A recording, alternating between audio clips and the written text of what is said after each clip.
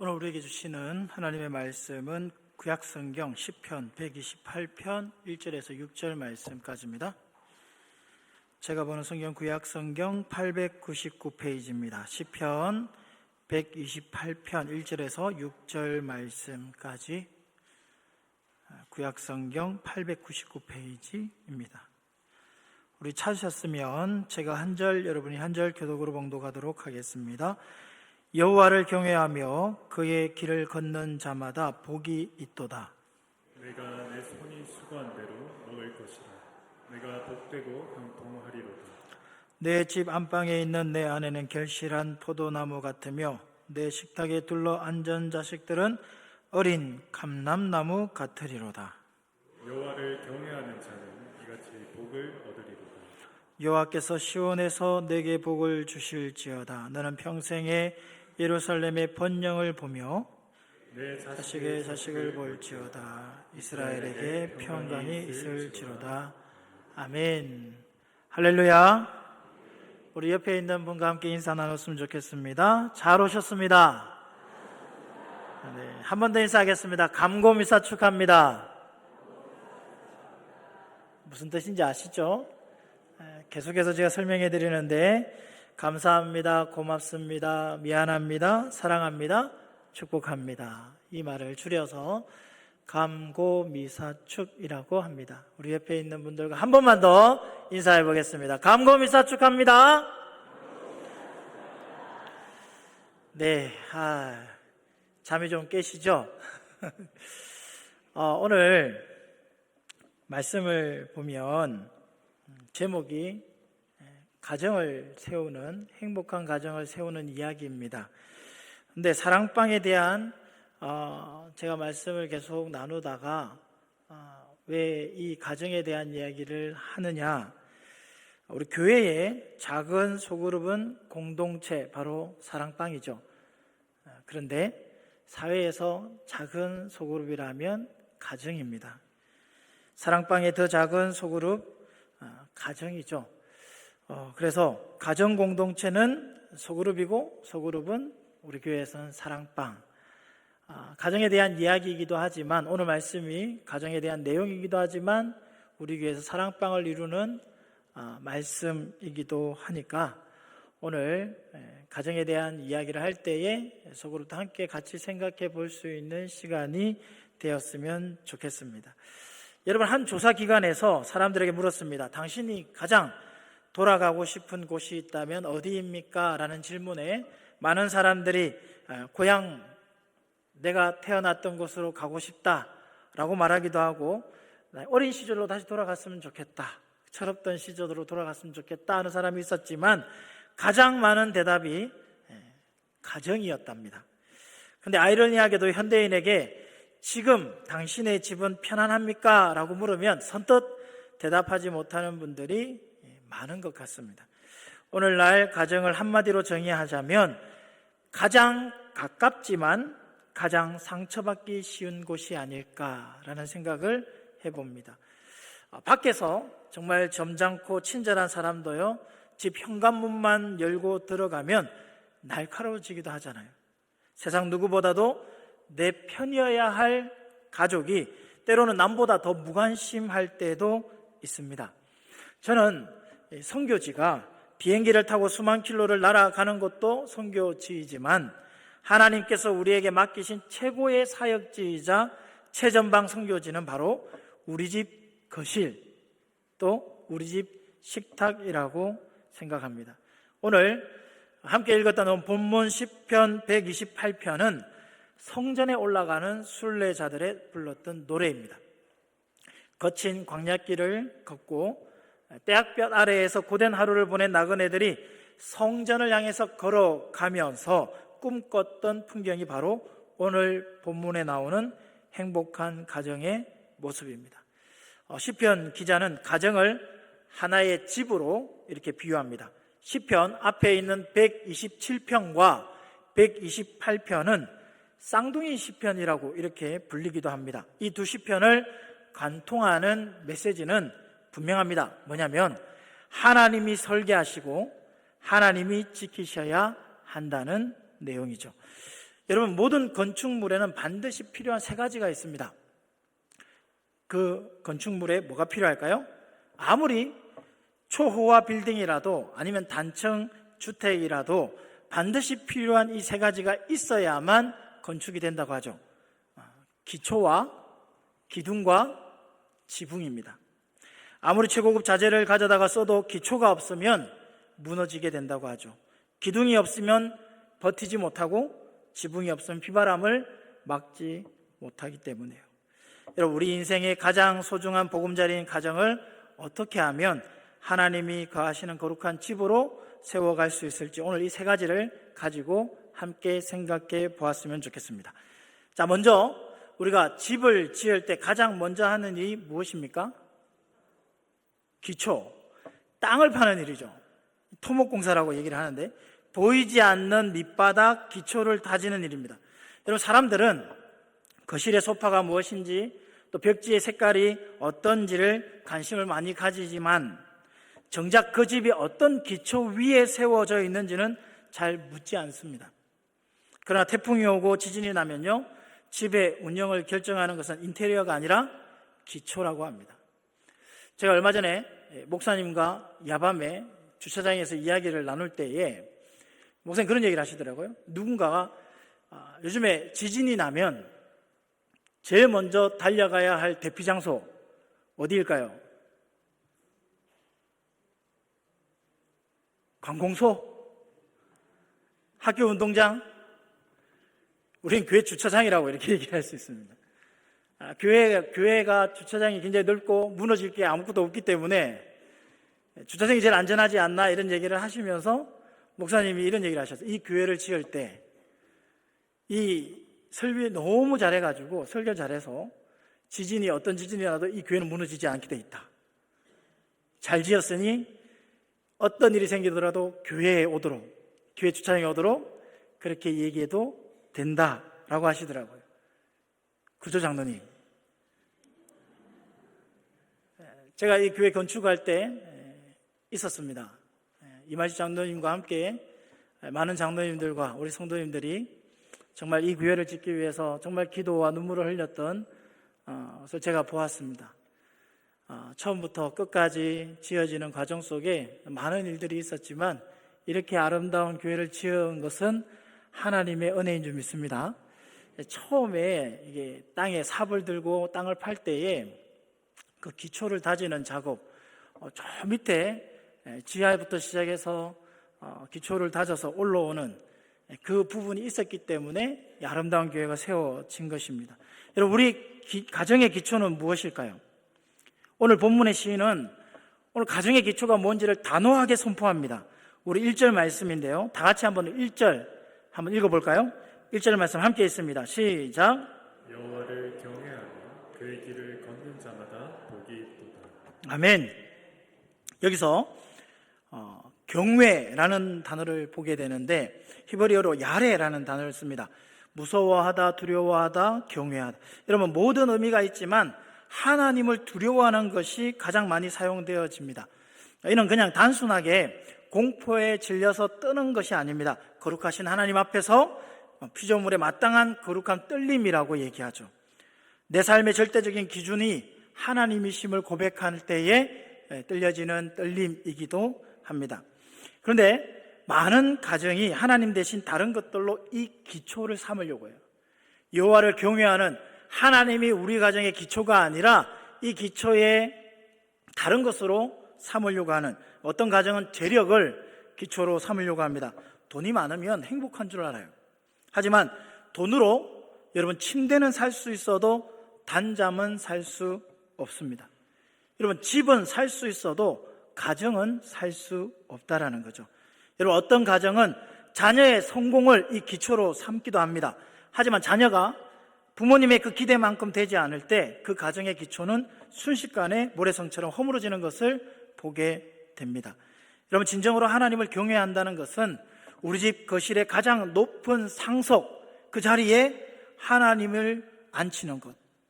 이렇게 말씀드리면 좀 그렇지만 그 자리에 하나님을 모시는 것이 바로 경외입니다.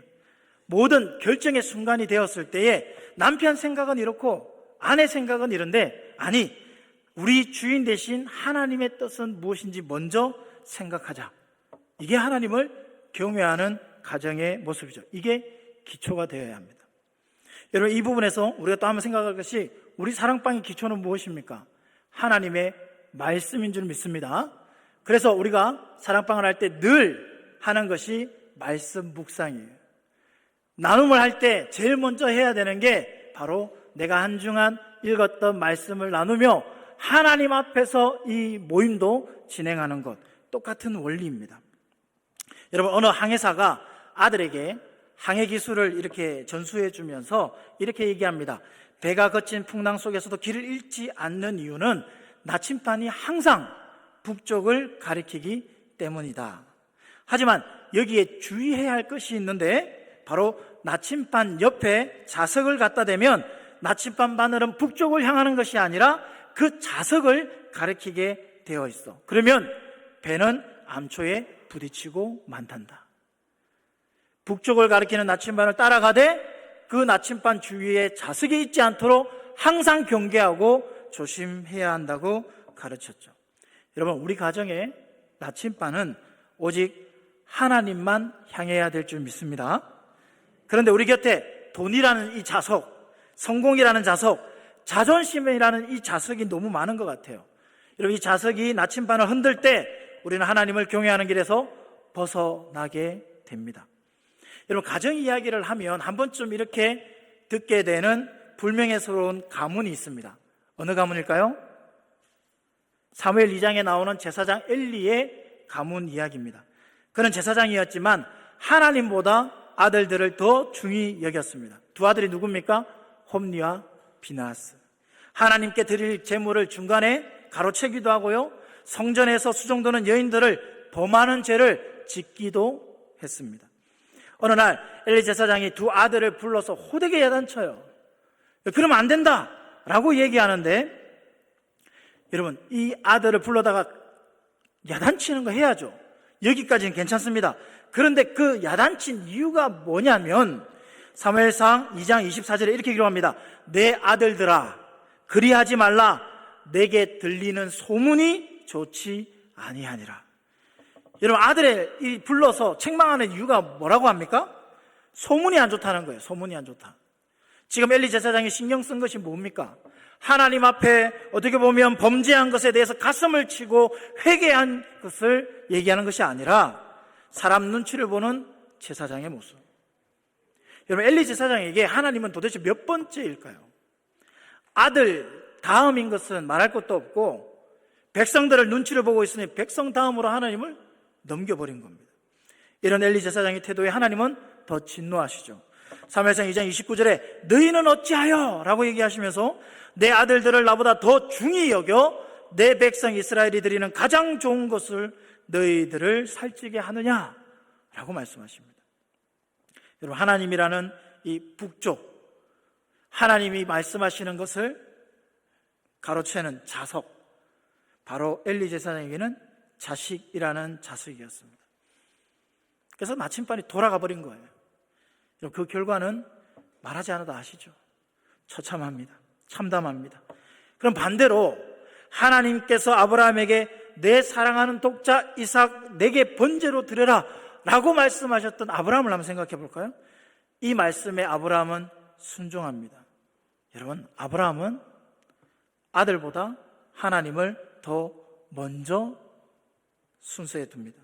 아브라함이 이삭에게 칼을 내리치려고 했을 때 하나님이 무엇이라고 말씀하시는지 우리가 말씀을 찾아보면요, 창세기 22장 12절에 사자가 이르되 그 아이에게 내 손을 대지 말라, 그에게 아무 일도 하지 말라, 내가 내 아들 내 독자까지도 내게 아끼지 아니하였으니 내가 이제야 내가 하나님을 경외하는 줄을 아노라.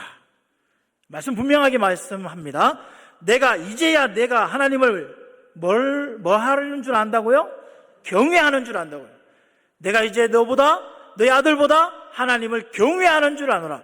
더 먼저 하나님이 먼저라고 생각하고 우선순위에 둔다는 걸 안다. 여기에 사용된 단어도 야레입니다. 이게 경외입니다. 다른 무엇보다도 하나님을 더 먼저 우선순위에 두고 하나님 앞에서 행하는 가정, 이게 바로 가정의 기초입니다. 사랑방도 마찬가지입니다. 하나님이 먼저여야 합니다. 우리 모든 나눔의 기초, 모든 문제의 시작이 하나님의 예배와 하나님의 말씀, 감사 나눔으로 시작이 되어지는 겁니다.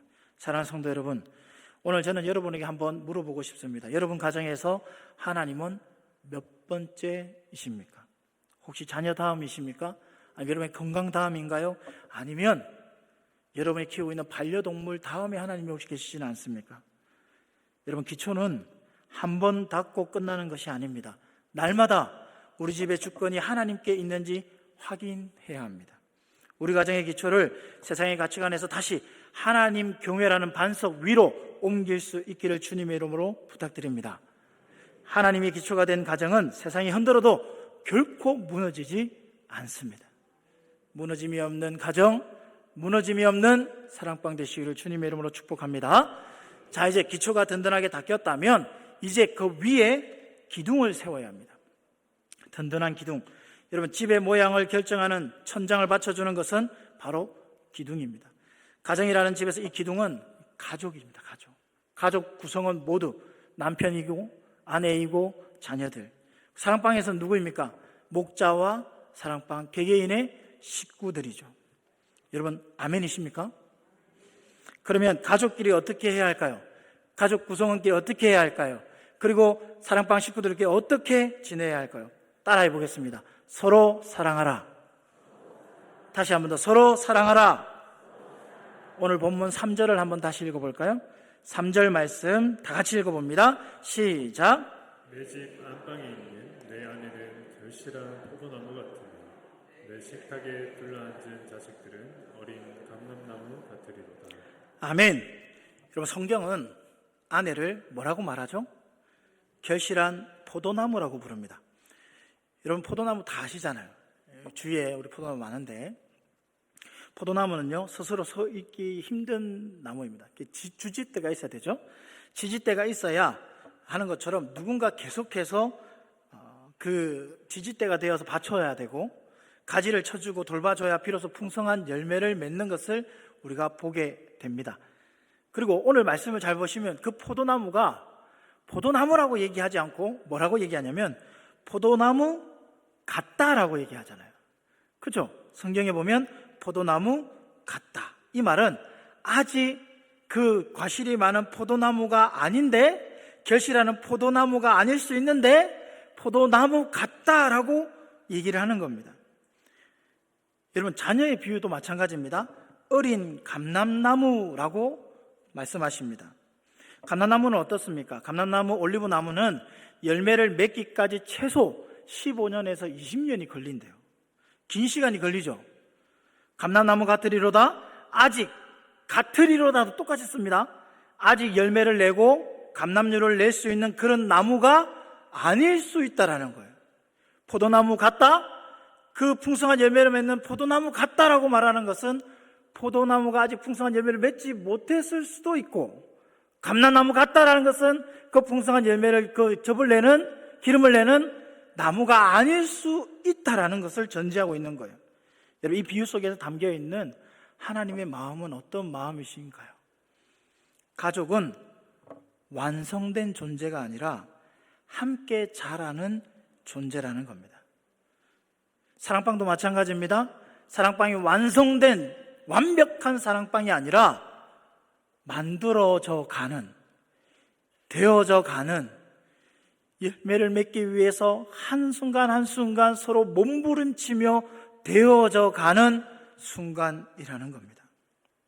여러분, 내 아내가 지금 당장 풍성한 포도송이를 맺지 못할 수도 있습니다. 내 자녀가 아직은 기름 한 방울 내지 못하는 연약한 묘목일 수도 있습니다. 하지만 사랑은 무엇인가요? 서로 사랑하라 했습니다. 이 사랑은 무엇입니까? 그들을 결실한 나무처럼 여겨주는 것, 이것이 사랑입니다. 지금의 모습이 아니라 하나님께서 만드실 미래의 모습을 믿음으로 바라봐 주는 것, 이것이 바로 사랑입니다. 여러분, 미켈란젤로 아시죠? 조각가 미켈란젤로가요, 거대한 대리석 덩어리를 뚫어지게 쳐다보고 있으니까 옆에 있던 누군가가 이렇게 묻습니다. 그 거칠고 볼품없는 돌덩어리를 왜 그렇게 뚫어져라고 쳐다보고 있습니까? 그러니까 미켈란젤로가 이렇게 대답을 합니다. 나는 지금 이 돌 속에 갇혀 있는 천사를 보고 있습니다. 내가 할 일은 그 천사가 밖으로 나올 수 있도록 불필요한 부분을 깎아내는 것뿐입니다. 여러분, 이게 어떤 의미일까요? 지금 보이는 건 돌덩어리일 수 있다라는 거잖아요. 아직은 풍성한 열매를 맺지 못하는 포도나무일 수도 있어요. 감람나무처럼 아직도 기름을 짜지 못하는 그런 나무일 수도 있습니다. 아직도 열매가 없을 수도 있어요. 그런데 그렇게 여겨주는 것, 가족을 향한 사랑도 이와 같습니다. 여러분, 배우자의 허물이라는 거친 돌을 보는 것이 아니라 그 안에 하나님이 빚어놓으신 보석을 발견해 주는 것입니다. 비난과 경멸의 말투는 기둥을 썩게 하지만 당신은 하나님이 우리 집에 보내신 최고의 선물이야, 이렇게 인정해 주고요. 아이들을 보면서 너는 우리 가정의 귀한 감람나무란다. 이 축복의 말은 그 기둥을 금광석보다 단단하게 만들어주는 줄 믿습니다. 우리가 사랑방에서 모였습니다. 사랑방 식구들이 다 건강한 사람이 아닐 수도 있어요. 그런데 하나님께서 빚어가실 그 그림을 그리고 건강한 가정을 생각하며 그들을 축복하는 말을 해보시면 어떨까요? 여러분, 완벽해서 사랑하는 것이 아닙니다. 사랑할 만해서 사랑하는 것이 아닐 수 있습니다. 그러나 주께서 부부로 허락하셨기에, 나를 믿고 우리 자녀들을 나에게 청지기처럼 맡기셨기에 그렇게 여겨주는 것, 그게 사랑하는 것입니다. 우리 오늘 우리의 가정에 우리 아내와 남편과 자녀들을 사랑할 수 있는 여러분 되기를 주님의 이름으로 축복합니다. 자, 그럼 마지막으로 집의 완성, 지붕을 한번 생각해 볼까요? 기초가 있고 기둥도 있습니다. 이제 지붕이 있어야 되겠죠. 지붕이 없으면요, 비바람과 뜨거운 햇빛을 피할 수가 없습니다. 여러분, 이 지붕은 바로 가족들에 의한 손의 수고입니다. 2절을 한번 보실까요? 2절 말씀 다 같이 한번 읽어보겠습니다. 2절입니다. 함께 읽습니다. 시작. 내가 내 손이 수고한 대로 먹을 것이라. 내가 복되고 형통하리로다. 아멘. 여러분, 우리가 흔히 수고라고 하면 고통스러운 노동이나 짐이라고 생각을 합니다. 하지만 성경은 가족을 위한 수고를 복이라고 부릅니다. 밖에서 땀 흘려 돈을 벌어오는 수고, 또 집에서 가족을 위해 따뜻한 밥을 차리고 집을 정리하는 수고, 밤늦게 자녀들의 숙제를 도와주고 챙겨주는 수고, 그 평범한 수고들이 모여서 우리 가정의 지붕을 이루어낸다는 겁니다. 여러분, 지붕은 누가 한 명 죽어서 되는 게 아닙니다. 모두가 함께 노력해야 하는 손의 수고입니다. 그리고 지붕은 한 번 덮었다고 끝나는 게 아니에요. 비가 새지는 않은지, 기와가 깨지지는 않았는지 늘 살피고 확인해야 합니다. 가정이 편안하려면 누군가의 헌신적인 수고가 반드시 필요하죠. 그게 남편이어야 됩니까? 아내여야 합니까? 그걸 노력하는 우리 자녀들이 있어야 우리 가정의 지붕처럼 편안한 가정이 되어집니까? 아니요, 모두의 손의 수고가 필요합니다. 여러분, 왜 나만 이렇게 고생해야 할까라는 생각이 들 때 여러분 기억하십시오. 나의 그 수고가 지금 우리 가족이 비바람을 맞지 않게 하는 든든한 지붕이 되고 있다는 사실을 한 번 더 기억할 수 있기를 주님의 이름으로 부탁합니다. 사랑방도 마찬가지죠. 모두의 각자의 자리에서 모두 최선을 다해서 그 사랑방을 이어나갈 때에 건강한 사랑방이 되어집니다. 다른 특별한 걸 뭘 요구하는 것이 아니에요. 정해진 시간, 정해진 장소에 내가 나아가는 것, 함께 하는 것, 그 나눔의 자리에서 함께 하나님의 은혜를 나누는 것, 이런 수고가 우리에게 있어야 합니다. 사랑으로요. 한 성공한 기업가가 은퇴식에서 이렇게 고백하는 것을 들었습니다. 사람들은 제가 이룬 업적을 칭송하지만 저를 만든 진짜 힘은 제 어머니의 거친 손이었습니다. 어린 시절 비가 새는 단칸방에서 어머니는 밤새도록 양동이의 빗물을 받아내면서 저희 형제들을 품에 안고 주무셨어요. 당신의 몸은 졌지만 저희는 젖지 않도록 하셨던 그 수고의 손길에 제 인생의 가장 따뜻한 지붕이었습니다. 그래서 저도 그런 지붕을 만들어내는 사람이 된 것 같아요. 사랑하는 성도 여러분, 오늘 여러분의 손에는 어떤 흔적이 있습니까? 가족을 위해 기꺼이 손해보고 기꺼이 땀 흘리는 그 수고를 하나님은 복되다라고 하십니다. 가족을 위해 남몰래 흘린 여러분의 땀방울은요, 우리 집을 지키는 가장 거룩한 지붕이 되어진다는 겁니다. 하나님은 그 지붕 아래에 모인 우리 가정을 그냥 두지 않으시고 시온에서부터 흘러나오는 특별한 복을 채워주십니다. 그 영원한 복의 약속을 끝으로 우리가 함께 나누며 마무리하고자 하는데요, 여러분, 세상 사람들은 더 넓은 평수, 더 비싼 가구, 화려한 인테리어의 가구, 그 가득 차 있는 하우스를 갖기를 위해서 평생 노력합니다. 하지만 하나님이 우리에게 원하시는 것은요, 사랑과 평강이 흐르는 홈이라는 사실입니다. 하우스는 돈으로 살 수 있지만 홈은 아직 하나님의 은혜와 우리의 순종으로만 지어진다는 사실입니다. 오늘 본문 5절과 6절은 우리에게 이렇게 축복하시는데요, 우리 5절과 6절 함께 한번 읽어볼까요? 5절과 6절입니다. 시작. 여호와께서 시온에서 내게 복을 주실지어다. 나는 평생에 예루살렘의 번영을 보고 내 자식의 자식을 볼지어다. 이스라엘에게 평강이 있을지로다. 아멘. 하나님은 우리 세대에서 끝나는 복이 아니라 자식의 자식에게까지 이어지는 되물림의 복을 약속하십니다. 우리가 오늘 하나님을 경외하는 기초를 닦고 사랑의 기둥을 세우고 수고의 지붕을 덮는 이유는 단지 나 혼자 잘 살기 위함이 아니에요. 우리의 뒷모습을 보고 자랄 우리 자녀들에게 믿음의 명문 가정이라는 가장 위대한 유산을 물려주기 위해서입니다. 여러분, 전 세계를 다니며 복음을 전했던 이 노 선교사님이 이제 은퇴 후에 선교사님이 비행기를 타고 이렇게 돌아오면서 생각에 잠겼습니다. 내 집은 어디일까? 라는 생각을 하셨대요.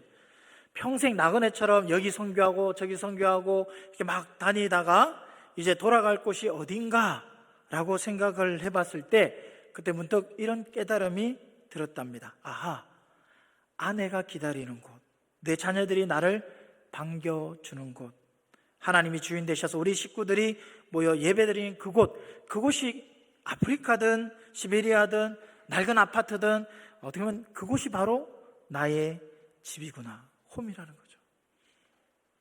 선교사님은 깨달았습니다. 진정한 집은 주소지에 있는 것이 아니라 사랑하는 사람이 하나님을 모시고 함께 웃는 그 관계 속에 있다는 것을.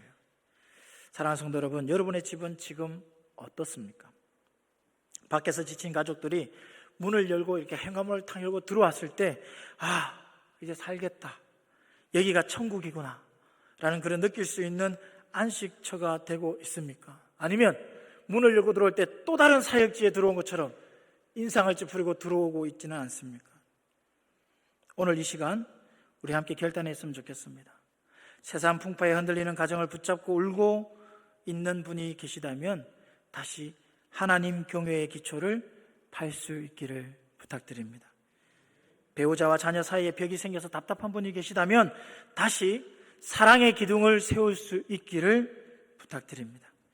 가족을 위한 헌신이 지겹고 힘들게만 느껴지는 분이 계시면 여러분의 그 수고가 가족을 살리는 생명의 지붕임을 기억할 수 있기를 부탁드립니다. 여러분이 그렇게 여러분의 가정을 세워나갈 때 하나님께서는 시온에서 여러분에게 복을 주시는 줄 믿습니다.